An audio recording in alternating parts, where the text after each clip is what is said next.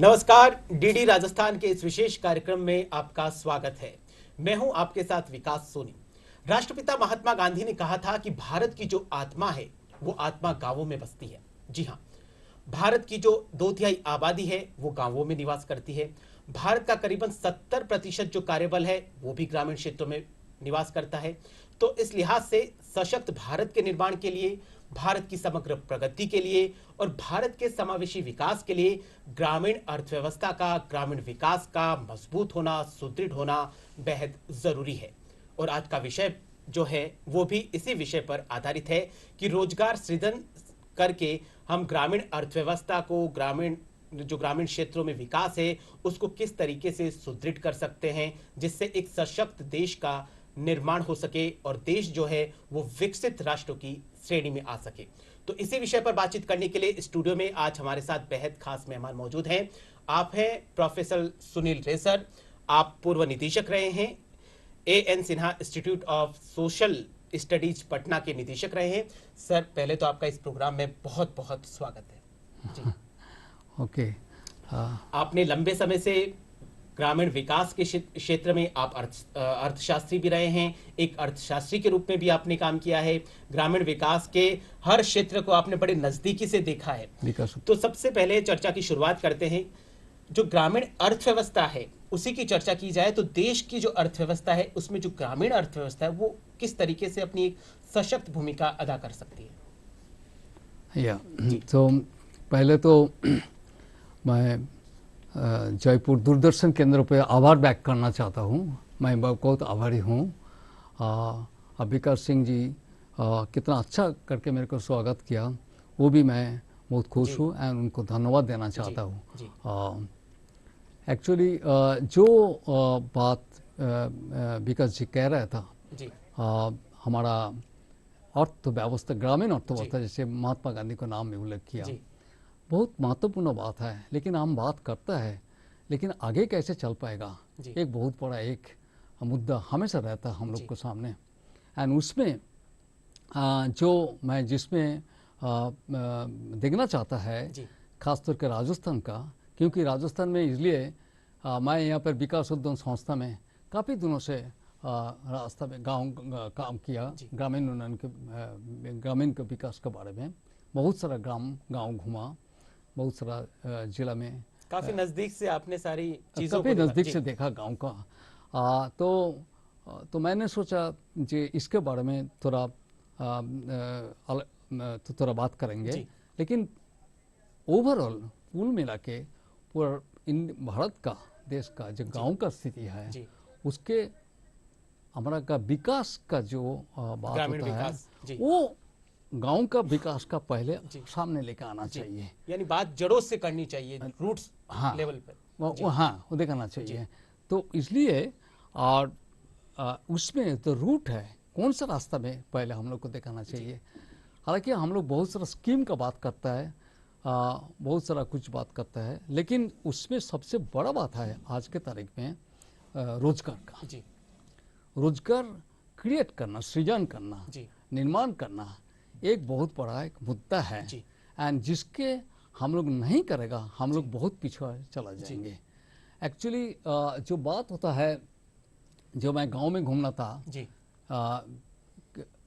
ये तो मैं भी काफ़ी लिखा है इसके बारे में, जो बेरोजगार का जो प्रॉब्लम, दिक्कत है पूरा इंडिया में ज़्यादा है। हाँ, गांव में बहुत ज़्यादा हो रहा है, बहुत बढ़ रहा है, कम नहीं है, बढ़ रहा है। एंड राजस्थान में जो मैं स्टडी कर रहा था, काफ़ी गाँव में मैं जो अपना टीम को रिसर्च राजस्थान के, हाँ, गाँव राजस्थान में तो वैसे भी जलवायु की परिस्थितियां, काफी परिस्थितियां जो अनुकूल है ही नहीं हमारे लिए, ठीक, पॉजिटिव है ही हाँ। तो उसको संदर्भ में उसको रखते हुए, वो बैकग्राउंड में रखते हुए हम लोग को देखना पड़ेगा जो चुनौती है हम लोग को सामने। एंड देखिए, ये राजस्थान 20 साल का पहले जो राजस्थान नहीं है और 30 साल का पहले जो राजस्थान नहीं है, अभी बहुत बदलाव आया है। बहुत सारा बच्चा शिक्षित काफी कुछ बेहतर हुआ है और बेटर करना चाहिए, एंड शिक्षित भी हो रहा है। एंड वो लोग को भी रोजगार चाहिए। रोजगार इसका मतलब नहीं है जो इमीडिएट कोई एम्प्लॉयमेंट बने, वेज एम्प्लॉयमेंट और सैलरी। रोजगार हर तरीके से हो सकता है ना। तो एक एंटरप्राइज खोल के कोई बिजनेस खोल के मतलब आपका इशारा है आत्मनिर्भर बने, आत्मनिर्भर जी, बने, अपने एग्जैक्टली पैरों पर खड़े हों खड़े हो। हाँ और जिससे गांवों का जो पलायन है शहर की तरफ वो रुक जाए। हाँ, वो सबसे बड़ी बात है। वो जो चुनौती है वो जी। हम लोग को एक्सेप्ट करना चाहिए। उसको लेके कैसे हम लोग आगे जा पाएगा, बहुत इम्पोर्टेंट। क्योंकि आज के तारीख में चाहे किसी को भी पूछ लीजिए, कोई राजनीतिविद को पूछ लीजिए, वे किसी को पूछ लीजिए, विकास के जो अर्थ जो बात करता है वो लोग को पूछ लीजिए, सबसे बड़ा मुद्दा आपके सामने आ रहा है बेरोजगारी का। ये इसको और कैसे शहरों के ज्यादा गांव में जाता है, तो उसको कैसे निपटाएंगे, ये सबसे बड़ी बात है। जी, रोजगार के जो अवसर मिलने चाहिए वो गांवों तक क्यों नहीं पहुंच पा रहे? आपने इतना रिसर्च किया है, तो आपको क्या लगता है कहाँ पे कमी रह रही है और किस कमी को दुरुस्त किया जाना चाहिए? संदीप जी, बहुत अच्छा सवाल पूछा। ये बहुत बढ़िया सवाल है, इसलिए क्योंकि इसीलिए जो विकास का जो मॉडल हम लोग फॉलो कर रहे हैं आज का नहीं, काफी दिनों से, स्पेशली उदारीकरण के बाद से हम लोग जो आर्थिक उदारीकरण जो है, लिबरलाइजेशन जिसको कहता है, ग्लोबलाइजेशन, ये सब जो के बात के हम लोग जो मॉडल विकास का जो मॉडल फॉलो कर रहा है, वो मॉडल जैसे फॉलो कर रहा है, उसमें से हम लोग जो विकास चाहता है, मांग रहा था, वो विकास नहीं आएगा। क्योंकि वो बेसिकली उसको इंग्लिश में कहते हैं ट्रिकल डाउन। कोई विश्वास, कोई डेवलपमेंट करेगा, डेवलपमेंट होगा, विकास का हेवी इन्वेस्टमेंट, उसके धीरे धीरे लोगों को एम्प्लॉयमेंट कुछ मिलेगा। लेकिन वो जो रोजगार जो होता है सब लोग को पास पहुंचाता नहीं है, कुछ लोगों के पास पहुंचाता है। एंड इसलिए गांव के तरफ से जो है 90% केसेस जो लोग पीछे हो जाता है, इवन शहर में भी। लेकिन शहर में एक्सेस टू द इंफॉर्मेशन, माने लोगों को पता लगता है कैसे क्या होगा नहीं होगा, लेकिन गांव में लोग नहीं हो, पढ़ाई तो लिखाई करता है लेकिन फिर भी इंफॉर्मेशन सिस्टम। आपके कहने का मतलब यह है कि जो ऊपर से जो डेवलप आना चाहिए, जो रोजगार आना चाहिए या जो सूचना है वो गांवों तक नहीं पहुंच पा रही है। इस वजह सूचना के लिहाज से फ्रूट्स ऑफ डेवलपमेंट, जिसको विकास का जो आसार है, उसको आसार जो नीचे तक पहुंचना जितना होना चाहिए वो नहीं है। यानी जो योजनाएं हैं उनका इम्प्लीमेंट सही तरीके से, क्रियान्वयन जो है वो सही तरीके से नहीं हो रहा। इम्प्लीमेंट जैसे भी करो, क्योंकि वो एक रूल्स है जिसके ऊपर बेस करके ऐसे डेवलपमेंट विकास होता है। तो मान लीजिए, तो उसी में वो ज्यादा से ज्यादा मैं देखता हूँ इसको कैचिंग अप, माने वेस्टर्न मॉडल को फॉलो कर रहा है मेनी केसेस। तो मेरा ख्याल से वो ठीक से नहीं होगा। हम लोकलाइज सरकार और स्थानीय पंचायत की जो भूमिका है वो बहुत महत्वपूर्ण रहती है, बहुत महत्वपूर्ण है। उसकी भूमिका को आप किस तरह से देखते हैं? उनमें क्या कुछ सुधार किए जाने चाहिए ताकि एक्चुअली दूसरा बात है, ये भूमिका को बारे में बात करेंगे। दूसरा बात और एक जो बहुत रियल प्रॉब्लम है, वो प्रॉब्लम वो जो विकास का जो मॉडल जो है ना, उसमें क्या हुआ है आज के तारीख में बहुत जरूरत है आपको जो डोमेस्टिक डिमांड, और इट मीन्स दैट आपको जो घरेलू जो डिमांड उत्पादन हो रहा है उसका डिमांड, उसका चाहिदा बढ़ना चाहिए। जितना चाहिदा बढ़ेगा, बिकेगा इतना, जितना बिकेगा उसको लोगों को इनकम भी, माने जी एंटरप्राइज को इनकम भी होगा एंड वो री इन्वेस्टमेंट होगा फर्दर। उनको मोटिवेट करने की भी जरूरत है। उसको उसी तरह से एम्प्लॉयमेंट बढ़ेगा। लेकिन एग्जैक्टली नाउ वो डिमांड बढ़ना चाहिए। डिमांड बढ़ेगा कैसे? लोगों के पास इनकम होना चाहिए। एंड एम्प्लॉयमेंट है, रोजगार है जो रूट देता है, रास्ता दिखाता है, जो उसको वो एम्प्लॉयमेंट, उसको रोजगार मिलेगा तो पॉकेट में पैसा आएगा, वो खरीद कर सकता है। तो इसलिए इस हम लोग को वो मॉडल को थोड़ा मॉडर्नाइज करके, अप्रोप्रिएट करके, और सिंप्लीफाई करके, सिंप्लीफाई अप्रोप्रिएट करना चाहिए। अप्रोप्रिएट मीन्स हमारा स्थिति में कैसे वो काम करेगा उसके हिसाब से तैयार करना पड़ेगा। करके लोकल डेवलपमेंट, जैसे आप कहा जो पंचायत का, सरकार का क्या रोल हो सकता है, वो डायरेक्टली अटैच रहती है। उसको जो रोल है वो बहुत इंपॉर्टेंट रोल है, जिसके बारे में मैं बात करना चाहता है काफी देर से। जो दिस आज के तारीख में आपके पास जो डायरेक्ट एम्प्लॉयमेंट का बात सदा करता है ना, आपको क्या है, कुछ योजना है। एक है जो मार्केट के ऊपर, मार्केट बाजार मुखी जो विकास है वो तो हम लोग 70% डिपेंड करता है उसके ऊपर। उसके बाद कुछ स्कीम्स सरकार देता है, बिल्कुल दे रही है ना, बहुत अच्छा बात है। मैं बहुत उसमें फायदा तो होता है लोगों को। और फ्रीबीज जो मुफ्त में जो होता है ना, थोड़ा बहुत ऐसे देता है। लेकिन इसको एक जगह करके मैं देखता है, एज एन इकोनॉमिस्ट मैं सोचता है उसको फ़ायदा, उसको जो एक मार्केट इकोनॉमी, बाजार के बेस करके जो इकोनॉमी तैयार होता है जी। उसमें फ़ायदा एम्प्लॉयमेंट के लिए ज़्यादा कुछ नहीं होता है, बहुत लिमिटेड होता है। इसलिए हम लोग को अलग से रोजगार को सृजन करने के लिए अलग से एक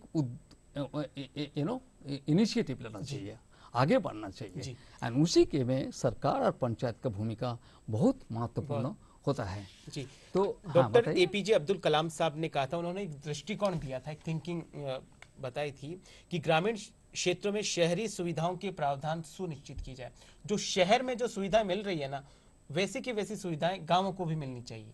डॉक्टर एपीजे अब्दुल कलाम का ये दृष्टिकोण नहीं, था। वो बेचारा उनका दे स्पष्ट- सकता है, जी। लेकिन वो कैसे करेंगे इसलिए मॉडर्न विलेज बनाए जा रहे हैं। मॉडर्न जी। माने एक हम लोग कंसेप्ट को भी लाया गया केंद्र है। सरकार की तरफ से ना वो कि तो गांवों में पूरी सुविधाएं वैसी की वैसी हो जितना शहरों को मिलती। सुविधा हाँ कर दीजिए, लेकिन ग्रामीण लोगों को हाथ में पैसा होना चाहिए, रुपया होना चाहिए खरीद करने की चीज के लिए। लेकिन एक समय था जब गांवों में मोबाइल नहीं था, डिजिटाइजेशन क्या होता है, डिजिटल जो क्रांति है उसके बारे में बिल्कुल अनभिज्ञ थे, वो बिल्कुल जानते नहीं थे। आप क्या सोचते हैं पिछले 10 सालों में कितने कुछ 10-12 सालों में कितना कुछ परिवर्तन हुआ है ग्रामीण भारत बहुत में? बहुत बहुत हो गया, लोगों पर एक्सेस मिल गया, बहुत सारी इन्फॉर्मेशन मिल गया। लेकिन वो बात तो एक है, दूसरा बात है आप मैं कैसे देख रहा है। असली बात है गांव में आप रोजगार को सृजन करने के लिए क्या करना चाहिए, जी वही बात आप जो पहले पूछ जी, रहा था जी, ना, जी। उसी को पर मैं थोड़ा जी, लाइक बताइए। करना जी, चाहता जी, था। इसीलिए मैं जो सोचा है जे जो यूजुअल जो सब मॉडल है जी। उससे थोड़ा निकाल के, थोड़ा जी। हट के, आपने भी अपना रिसर्च किया है, इतने हाँ सालों से जुड़े हुए हैं। उसमें जी, थोड़ा बोलना जी, चाहता है जी। जी। वो मैं एक पंचायत को ऑलरेडी सिलेक्ट किया जी राजस्थान, जयपुर के पास ही, तो उसमें एक पंचायत के 2-3 पंचायत के क्लस्टर बना के उसको एक्सपेरिमेंट करना शुरू। आपके मॉडल के ऊपर मॉडल ही का, मेरा आधारित है। मॉडल का। जी। उसमें क्या है, नीच स्ट्रक्चर उसको कहता है, छोटा स्ट्रक्चर उसको कहता है जे collective entrepreneur structure. That means कुल मिला के जितना अनएम्प्लॉयड यूथ्स है, बॉयज एंड गर्ल्स जो भी है, तो उसको ग्रुप बना के एक कलेक्टिव एंटरप्राइज सिस्टम डेवलप करना चाहिए। कलेक्टिव स्ट्रक्चर, एक स्ट्रक्चर बनाना चाहिए जो स्ट्रक्चर वो सबके लिए फायदावान होगा। एंड देन उसके बाद यूनिवर्सल स्ट्रक्चर बने और समाज के हर तबके को बराबर डिस्ट्रीब्यूट हो। एब्सोल्युटली एंड सेल्फ ऑर्गेनाइजेशन इसको कहते हैं जी। ना। उसमें क्या होता है, एसोसिएटेड प्रोड्यूसर सेल्फ ऑर्गेनाइजेशन इसको कहते हैं जे सब मान लीजिए एग्जांपल की तरफ से 5-7 बच्चा लड़का लड़की जो भी है और 3-4 जो भी है, एक ग्रुप बना लेंगे कलेक्टिव। लेकिन इन्फ्रास्ट्रक्चर कोई स्ट्रक्चर बना लेंगे एंड उसमें देखिए manufacturing, processing, trading, business, service sector, there are many activities जो है, ये सब एक्टिविटीज गांव में एग्रीकल्चर बेस्ड मैं बता देंगे आपको क्या क्या करना चाहिए उसको। ग्रामीण अर्थव्यवस्था में तो कृषि ही एक बैकबोन की तरह काम कर रही है ना। कृषि केवल कृषि प्लस एलाइड एक्टिविटीज वो मैं बता देंगे आपको कैसे। पहले ये जो है आपको ये डिफरेंट एक्टिविटीज ऐसा करके छोटा छोटा ग्रुप को बना के एंटरप्रेन्योर स्ट्रक्चर, नीच स्ट्रक्चर जिसको कहता है, उसको बनाना चाहिए। Collective enterprising system, a collective enterprise not cooperative, is a different type of Argentina, Cuba and there are कुछ Latin American country, even America में भी इसको कहता है न्यू कोऑपरेटिव आ गया सामने। New cooperative system, new cooperative system जहाँ पर ऐसे कलेक्टिवली 5-7 लोग कलेक्टिव कोऑपरेटिव सिस्टम, कलेक्टिवली है, कलेक्टिव एंटरप्राइज कह सकता है। ये लोग क्या कहता है, ये लोग की मैनेजर होता है, ये लोग की प्रोड्यूसर होता है, ये लोग वर्कर होता है, ये लोग सब कुछ होता है। वो अपना हिसाब से वो चलाता है।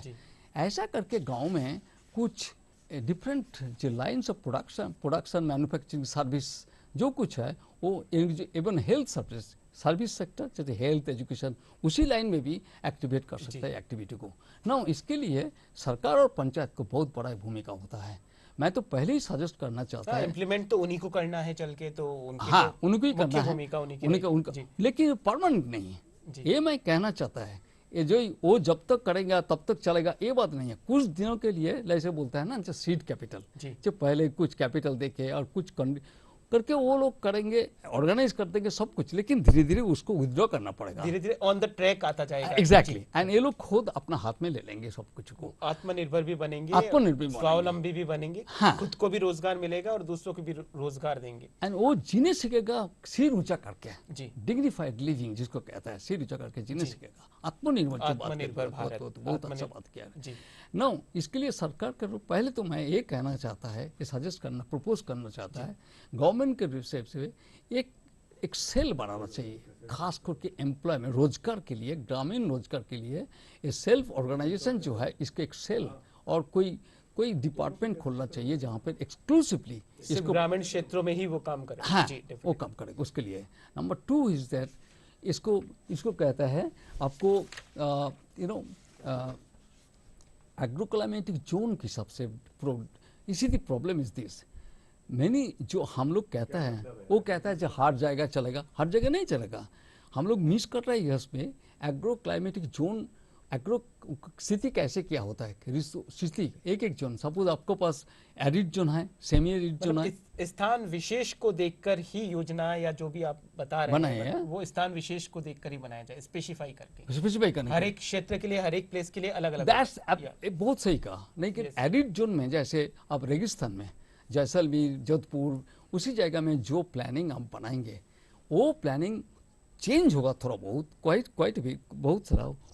आप ह्यूमिड जोन में, उदयपुर में करना चाहता है, हाँ, वहाँ पे फिर अलग क्राइटेरिया रहेगा। उदयपुर अलग था। मीन्स एग्रोक्लाइमेटिक जोन जो होता है, क्योंकि रिसोर्स बेस्ड जो होता है, वो रिसोर्स बेस्ड अलग अलग होता है। मान लीजिए एग्रीकल्चर प्रोडक्शन, मान लीजिए नेचुरल रिसोर्स बेस्ड, मान लीजिए एनिमल, कुछ माइनिंग का भी रहता है, माइनिंग का, एनिमल बेस्ड, स्किल, ऑल। उसके बाद करना पड़ेगा रिसोर्स मैपिंग, हर जोन में क्या क्या रिसोर्स अवेलेबल है, एंड उसके बाद क्या क्या संभव हो सकता है उसके इस्तेमाल करने के लिए, क्या क्या प्रोसेसिंग लाइन आ सकता है, क्या चैलेंजेस रहेंगे हमारे क्या क्या। उसके लिए आपका पास गवर्नमेंट ऑफ इंडिया का बहुत सारा संस्था है, लाइक CFTRI है मैसूर में,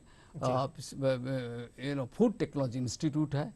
देन वी हैव गॉट कजरी हियर, यहाँ पर कजरी है जो Centre for Arid Zone Research Institute Jodhpur में, आप तो जानता है। ऐसे RLL लैबोरेटरी है, देयर आर मेनी IITs है, जहाँ पे इसको बात करके देखो भाई हमारा रिसोर्स स्टफ है, क्या क्या प्रोडक्ट लाइन हो सकता है। ये तो सर आपने सरकारी स्तर पे बात की कि सरकार क्या कुछ कर सकती है। आपने राजस्थान के विभिन्न क्षेत्रों का दौरा किया है, तो आपको क्या लगता है कि गाँवों में क्या कुछ, जो ग्रामीण जनसंख्या है, पॉपुलेशन है, वहाँ पे उनको क्या कुछ चाहिए, क्या कुछ उनको दिक्कतें आ रही है? उनको दिक्कत है, द फर्स्ट देखिए, जो खेती जहाँ पर हो रहा है ना, मोस्ट में पहले क्या होता था, जो बच्चे लोग को पढ़ाता था कुछ देर तक, उसके बाद नहीं पढ़ता था। आज तो बच्चे लोग का एस्पिरेशन बढ़ गया, पढ़ाई कर रहा है, जयपुर में आ रहा है और कोई दूसरा जगह जा रहा है, पढ़ाई कर रहा है, खर्च दे रहा है ना। पढ़ाई करने के बाद उसको चाहिए रोटी रोजी, उसके चाहिए एम्प्लॉयमेंट, बेसिकली रोजगार चाहिए, और रोजगार वो गाँव में नहीं दे पाता था। तो बोलता है जी यहाँ पर बहुत सारा, जो मैं एक स्टडी किया उसको छपाया भी है, बहुत सारा जो लड़का लड़की पढ़ाई, वो नौकरी करना चाहता, खेती में काम नहीं करना चाहता था, तो एक बहुत बड़ा समस्या हो गया। उनके पास जमीनें तो खूब है खेती करने के लिए, उसका भी यूटिलाइज सही तरीके से नहीं हो रहा है। वो तो है, वो तो पानी का चक्कर है, पानी का चक्कर इसलिए नहीं हो रहा है। अब पानी का जो चक्कर है उसको, इसलिए मैं नेचुरल रिसोर्सेज ना, वैराइटीज, बहुत सारा एक्टिविटी तैयार कर सकता है नेचुरल रिसोर्स बेस्ड। जैसे आप बोल लीजिए नहीं, for example water recharge is very, बहुत बड़ा एक्टिविटी है। जैसे ग्राउंड वाटर रिचार्ज हो सकता है, इसलिए पैदावार ज़्यादा हो अच्छा है। बहुत सारा स्टडी मैं किया, जैसे कैसे हो सकता है, ट्रेडिशनल सिस्टम है वाटर रिचार्जिंग सिस्टम। तो इसके लिए भी आपको मैं छोटा उदाहरण दे रहा है, ऐसा करके बहुत सारा एक्टिविटीज़ है, जैसे सोलर एनर्जी फॉर एग्जांपल, अब सोलर सिस्टम में इंट्रोड्यूस करेंगे, उसके लिए एक बहुत, तो कुल मिला के ऐसे छोटा छोटा एग्जांपल जो आंखों में देख रहा है। और कुछ गांवों के लिए और कुछ क्या कुछ हो सकता है, लघु मध्यम और कुटीर उद्योगों की बात करी जाए तो स्मॉल इंडस्ट्री, तो गाँवों में ऐसा कौन से उद्योग हैं जो लगाए जा सकते हैं? स्मॉल कैपिटल बेस्ड और छोटा capital based, small collective enterprise, not individual, एक व्यक्ति को नहीं, 3-4 लोग को, कलेक्टिव कोऑपरेटिव सिस्टम की, एक टाइप ऑफ कोऑपरेटिव सिस्टम, लेकिन इसमें कोई लेबर कैपिटल रिलेशनशिप नहीं है, कोई ये सब लोग की लेबर है, सब अपना काम करता है, सब लोग की मैनेजर है, सब लोग की हर इंटरप्रेन्योर। स्थान विशेष का कुछ न कुछ फेमस जरूर होता है और वो उसी को लेके आगे बढ़ते हैं। एग्जैक्टली। लेकिन कई गांव ऐसे जहाँ पे कुछ प्रसिद्धि लायक कोई चीज नहीं है, तो वहां पर वो वहां की जो जनता है, वहां की जो आबादी जो ग्रामीण क्षेत्रों में निवास करती है, वो क्या कुछ किया करें? मैं आपको बताएंगे, एक छोटा एग्जांपल देंगे। मैं जब यहाँ पे विकास उद्यान संस्था में एक बहुत बड़ा एक रिसर्च प्रोजेक्ट ले लिया था ऊन के बारे में। ऊन ठीक है ना, पश्चिम राजस्थान में। हाँ, बीकानेर और ये बीकानेर, जोधपुर, बीकानेर सब पूरा। तो मेरा जो यहाँ पे डायरेक्टर था प्रोफेसर BS व्यास, जब ज्वाइन किया मेरे को बोला जी आप इसमें काम, बोला यस सर मैं काम करेंगे इसमें, एंड मेरे को बहुत इनकरेज किया जी। उसके बाद काम के बाद मेरे को, मैं एग्जांपल दे रहा है, मेहता साहब उस time chief secretary, Bhairav Singh Shekhawat chief minister था। ये रिपोर्ट संक्षिप्त में मेरा डायरेक्टर प्रोफेसर विजय शंकर व्यास भेजा था भैरव सिंह शेखावत को जी। बहुत खुश था जी अरे इस रिसर्च को हम लोग इतना, क्योंकि उसको देखा है क्या क्या कर सकता है फर्दर।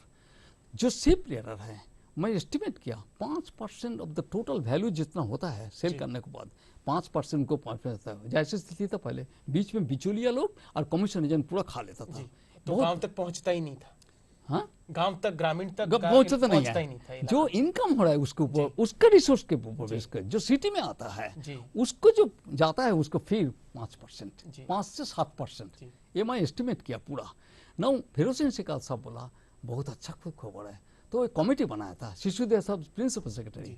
उस टाइम अरविंद मायराम को अंडर में, अभी जो विकास उद्यान संस्था के चेयरमैन है, बहुत प्रैग्मेटिक, वो कमेटी बैठा मेरे को, चेयरमैन चीफ सेक्रेटरी उनको कमरा में बुला के बोला जी तुम एक्सप्लेन करो तुम्हारा क्या मॉडल है। क्या किया, मैं उस टाइम सजेस्ट किया कॉमन फैसिलिटी सेंटर बनाना चाहिए, जो आप बोल रहे हैं। जोधपुर चाहे बीकानेर चाहे जैसलमेर, जहाँ पर भी अशिक्षित इलिटरेट पीपल, लेकिन एक तो चीज जानता है, रिसोर्स को इस्तेमाल कर रहा है जी। हजारों भेज रहा है, 50-500 भेज रहा है, उसको इस्तेमाल करके उनको एक्सपोर्ट होता है, उनको गालीचा बनता है, उनको बीकानेर में यार्न बनाता है, धागा बनाता है। वूल रिसर्च सेंटर भी खोले गए 90s के बाद में, जैसा उसको सुनिए CFC बना, कॉमन फैसिलिटी सेंटर बनाना चाहिए। एंड कॉमन फैसिलिटी सेंटर ऐसा बनाएंगे तो कम से कम एक सेंटर में 20 से 25 लोग काम मिलेगा। ये जब दिखाया था तब बहुत सारा, उसके बाद आपको मैं छोटा करके, मैं बहुत संक्षेप में बोल रहा है, उसके बाद बोला जी ठीक है एक काम रूडा करेंगे। रूडा करने शुरू कर दिया, रूडा बोल के एक संस्था है यहाँ पे, रूडा कर दिया। मैं कांस्टेंट टच में था, वहाँ पर एक NGO है CDX बोल के, वो काम में शुरू कर दिया वहाँ पर। लेकिन बीच में क्या हुआ, वो थोड़ा धीरे धीरे सरकार इतना इंटरेस्ट, वो जो रूडा है इंटरेस्ट कम कर दिया। उसके बाद क्या हुआ, कुछ दिन बाद मेरे को अचानक प्रिंसिपल सेक्रेटरी महेश साहब मेरे को बुलाया, बोला जी आप एक काम कीजिए, आप फिर एक्सप्लेन कीजिए मॉडल। बोल दिया, बोला आपको 40 लाख रुपया 2 सेंटर को आप तैयार करने के लिए दिखा दीजिए सरकार को, जो कैसे हो सकता है जी। मैं तो खुश बहुत हुआ था जो कैसे और उसके बाद बने भी सेंटर, तो बने भी हैं, बीकानेर में बना है, जोधपुर में बना है, और काफी जगह। उस अधिकारिक जो सबको बुला लिया उसके सामने, लेकिन अधिकारिक लोग जितने इंटरेस्ट नहीं दिखा, मैं भी बहुत फ्रस्ट्रेटेड हो गया। मैं बात बोल रहा ठीक है अभी दूसरा काम करो, जॉब होगा। उसके बाद कुड नॉट कुल मिलाकर ये उनकी तो बात हुई है, उनके अलावा और कौन कौन से जैसे बहुत सारा कुछ स्टेप उठाया जाए जो ग्रामीण अर्थव्यवस्था को और मजबूत करे। और दूसरी सबसे बड़ी बात कि युवाओं का जो पलायन है गांवों से सिटी की ओर बढ़ रहा है, वो ट्रांजिट हो रहे हैं युवा जो है, उनके ट्रांजिशन को कैसे रोकें ताकि युवा गांव में ही रहे। उसको अरेस्ट ऐसे करने पड़ेगा, माइग्रेशन को अरेस्ट करना पड़ेगा। इट मींस दैट गांव का काम चाहिए। क्यों माइग्रेशन में जाता है, मैं जो बेंगलोर में जाता है पूछता है, कोई मेडिकल दुकान में राजस्थान का लोग काम कर रहा है, कोई उद्योग दुकान में काम कर रहा है, एंड युवा है, ग्रेजुएट है, ऐसे काम कर रहा है। सवाल पैदा तो उसको जहाँ पर गाँव में नहीं मिलता है कुछ, मैं पूछता था, वो बोलता था कुछ नहीं है तो क्या करेंगे। This is the story. ये तो यहाँ पर के भी बंगाल से भी, बिहार से भी, केंद्र सरकार भी कई तरह की योजनाएं लाई है, जैसे मुद्रा लोन योजना है। एग्जैक्टली फास्ट में कहना चाहता है, हर गांव में हर जगह में कितना रिसोर्सेज अवेलेबल है उसको मैपिंग करना चाहिए, मैप आउट। बिल्कुल, फर्स्ट ऑफ ऑल हमें पता तो चले हमारे पास में है क्या, आज में क्या किया, उसके बाद क्या क्या प्रोसेसिंग एक्टिविटी, क्या क्या एक्टिविटी हो सकता है, एकदम सिंप्लीफाई तरीके सिंप्लीफाई करेंगे। उसके लिए आपको बहुत सारा सेंट्रल गवर्नमेंट का संस्था है जी उसके साथ कांटेक्ट कीजिए। पता नहीं ये लोग कहता है जब उन पे कारपेट कैबिनेट बोलता है उन पे, लेकिन मैं जब चैलेंज किया एंड सरकार से जो भेजा कम से कम 25 से 30 प्रोडक्ट लाइन्स वो सेम उनसे बन सकता है, ये बात आ गया। एक समय था जब गांव के जो लोग हैं उनको आवास उपलब्ध नहीं होता था, उनके बैंकों में अकाउंट नहीं थे, उनको किसी भी प्रकार का लोन नहीं मिलता था। हाँ। जो किसान हैं उनके लिए भी कुछ सुविधाएं नहीं होती थी। हाँ। लेकिन पिछले 10-12 सालों में काफी कुछ योजनाएं चली है। हाँ। प्रधानमंत्री आवास योजना हाँ। चली है। हाँ। सबको घर मिल रहा है। हाँ। मुद्रा लोन के जरिए ग्रामीण जो युवा है उनको लोन मिल रहा है। हाँ। किसानों के लिए भी काफी योजनाएं, किसान सम्मान निधि, पेंशन योजना भी आ गई वो है। तो बहुत अच्छा बात है। और खेती को भी विकसित करने के लिए हाँ। तो सरकार तो पूरे प्रयास कर ही रही है। लेकिन क्या आपको लगता है कि गांवों में कहीं ना कहीं अशिक्षा है, शिक्षा की कमी है कहीं? इस पॉइंट पे जी। जैसे आपको मकान है, मान लीजिए ऐसे करके मकान मिल गया, ऐसा करके सुविधा मिल गया, ठीक है, लेकिन मेरा घर में एक अनएम्प्लॉयड ग्रेजुएट बैठा है और मास्टर डिग्री होल्ड करके चुपचाप बैठा है और डिग्री लेके कुछ ना कुछ 2,000 रुपया 2,500 रुपया कहीं पर नौकरी में मिल रहा है, जी। तो वो खुश होगा कि नहीं होगा? इट मीन्स दैट वेस्ट जो हम लोग वेस्ट कर रहे हैं, जो बहुत अच्छा मैन पावर जो स्किल डेवलप किया उसको इस्तेमाल करने के रास्ता निकालना चाहिए। कुल मिलाकर अंतिम प्रश्न है कि प्रधानमंत्री नरेंद्र मोदी जी ने 2047 तक भारत को विकसित राष्ट्रों की श्रेणी में लाने के लिए एक अभियान शुरू किया है। तो विकसित भारत के निर्माण में ग्रामीण जो अर्थव्यवस्था है, ग्रामीण विकास है, वो अपनी किस तरह से भूमिका अदा कर सकता है? जब तक जी, दो बात है, कृषि एंड कृषि आधार पे बेस, बैकबोन है अपनी। हाँ, जी। एग्रीकल्चर एंड कृषि के आधार पे जितना एक्टिविटी है, एनिमल हस्बेंड्री शुरू करके जो की गई जी, और रिसोर्स पे उसको सही ढंग से, उसको कहते हैं कैलिब्रेशन, सही ढंग से उसको इस्तेमाल करके, यूटिलाइजेशन हो, बेहतर क्रियान्वयन हो। हाँ, जी। इस्तेमाल करके उसको उपयोग करके रोटी रोजगार, सेल्फ एम्प्लॉयमेंट, ऐसा नॉट एम्प्लॉयमेंट के लिए, जैसे आप बहुत सुंदर आत्मनिर्भर बनाने के लिए जी। वो कोशिश जब तक नहीं होगा तब तक मैं सोचता है कि हम लोग ठीक रास्ता में नहीं जा रहा है। वो करना वो बहुत बड़ा चुनौती जी। है। जी जी सर, कुल मिलाकर देश के विकास के लिए, देश की प्रगति के लिए, देश के समावेशी जो विकास है, समावेशी जो उत्थान है, उसके लिए बेहद जरूरी है कि हमारी जो ग्रामीण अर्थव्यवस्था है, ग्रामीण विकास है, उसको सशक्त किया जाए और इस क्षेत्र में और ज्यादा काम किए जाए। सर, आज आप इस प्रोग्राम में पधारे, आपका बहुत बहुत धन्यवाद। बहुत थैंक यू सो आज मच। के प्रोग्राम में फिलहाल के लिए इतना ही। आप देखते रहिए डीडी राजस्थान। नमस्कार।